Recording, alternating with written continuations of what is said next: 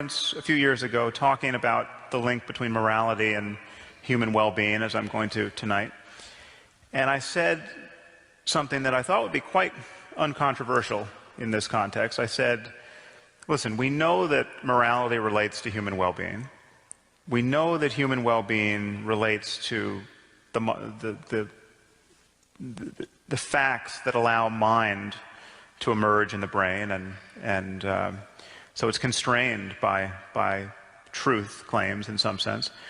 And therefore we know that certain cultures are wrong about how to maximize human well-being, and therefore they're wrong in terms of what they value.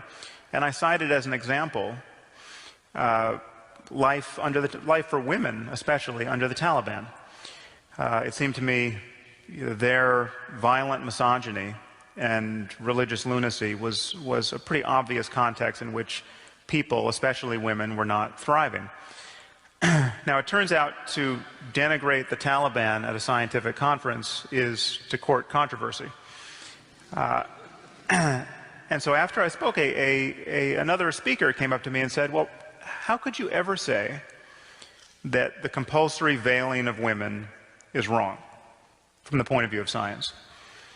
And I said, well, okay, the moment you link questions of right and wrong to questions of human well-being, then it seems pretty clear that forcing half the population to live in cloth bags and beating them or killing them when they try to get out is not a way of maximizing well-being, and therefore not a good practice.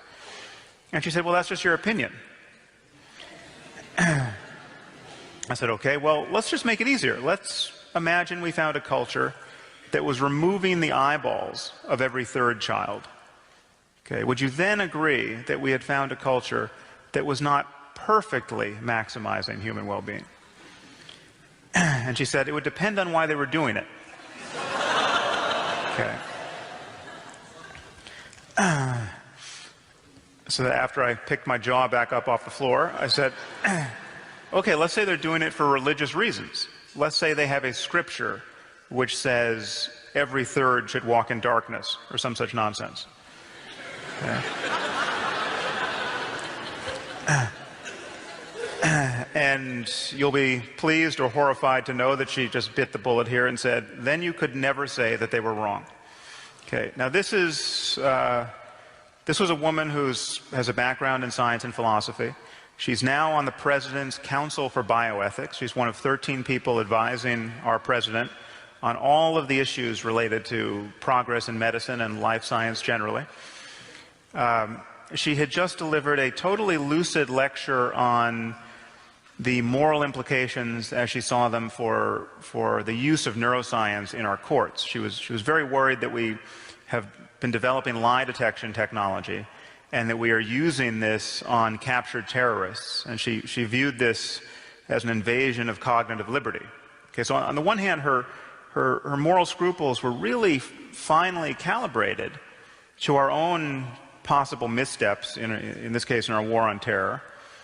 But she was rather sanguine about the ritual enucleation of children, and it seemed to me terrifyingly detached from the very real suffering of millions of women in Afghanistan at this moment. So this kind of impossible juxtaposition of views is something I'm encountering a lot now among disproportionately well-educated and liberal people. So it's something we have to grapple with.